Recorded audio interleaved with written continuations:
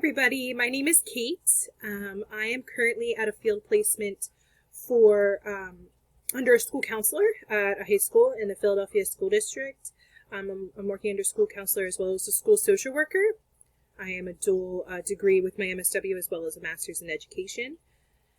What I hope to get out of this course, I currently work with students who have IEPs that typically have some type of diagnosis, whether that's autism, IDD, or some other type of learning disability. So what I really hope to get out of this course is to learn more about how to help them in different interventions. I don't have a lot of experience besides what I've been doing for the last few months, as well as I had a few clients on my caseload when I was a mental health case manager. But overall, I still lack the knowledge of the best interventions and how to help those individuals to the best that I possibly can. Because I too actually really enjoy working with them. It's a population that is newer to me that I've realized I enjoy working with. So I'm really excited for this course to learn more and apply this knowledge to what I'm currently doing and what I'm hoping to do in the future of being a school counselor.